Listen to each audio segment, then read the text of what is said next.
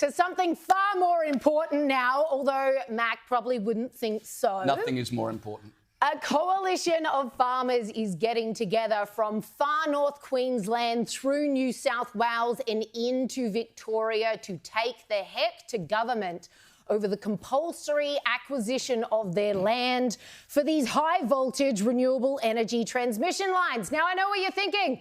High voltage and renewable energy doesn't belong in the same sentence.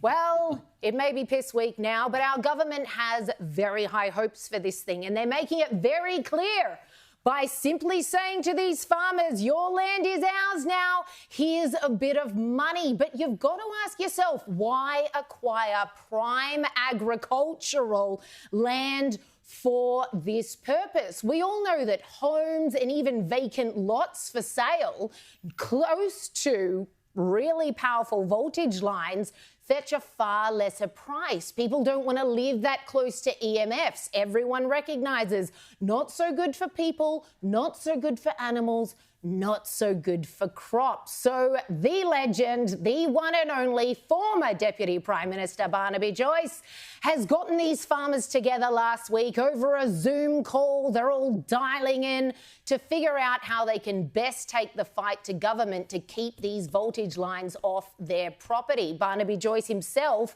owns land near Tamworth, and he wants to make sure that the government ain't taking it either. Here he was earlier talking to Andrew Bolt.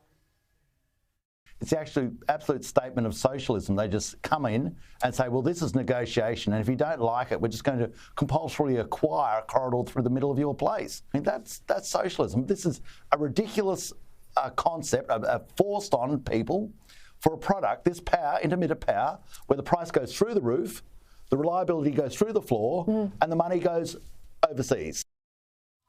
Well said, Barnaby. And if you're sitting at home thinking to yourself, well, this doesn't affect me, I'm not a farmer, pay close attention. You are staring down the barrel of the erosion of property rights. And if you think it's going to end with the farmers, think again, Caleb. It's a great thought, isn't it, that as the population will grow, not only in Australia but around the world, that the first thing we should do in order to provide people with energy is take away the land on which we will grow the crops and the animals that will feed all of these people. Right? Target the backbone of our nation. I can't see any potential problems with that. I've been thinking recently, if they're fundamentally going to do all this renewable energy nonsense, the one thing they could do is find all of the outdoor car parks across the country, shopping centre car parks, right? Huge swathes of land that have just got concrete and cars on them, and build little shelters over the top of each of one of those car parks and put solar panels on the top of them. They could make massive solar farms in the middle of the suburbs with land that is sitting there basically unused. But instead, they are intent on mining things out of the ground to put up these massive wind turbines that have a life expectancy of about 20 years that you'll have to blow out of the ground with dynamite and then bury back in the ground.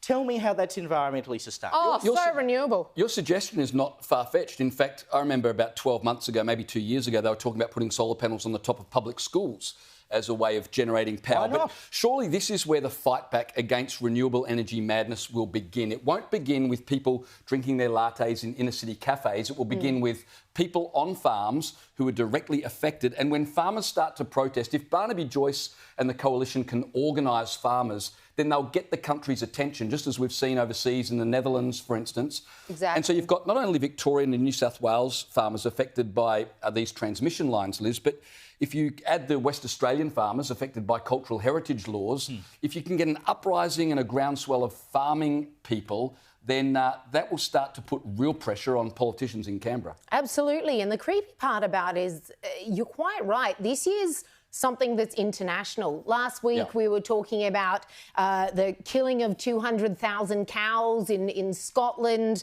Ireland was doing something absolutely ridiculous as well in terms of the acquisition of land. New Zealand farmers have been up in arms about emissions affecting them. Exactly. It was the Dutch case in the Netherlands where the farmers really made headlines. But we're seeing this across the West. It's always the West losing their minds, and we're just looking at our own demise, and our governments appear to be the ones pushing it. I think it's something we're going to see a lot more of if it doesn't get quashed really thoroughly quickly.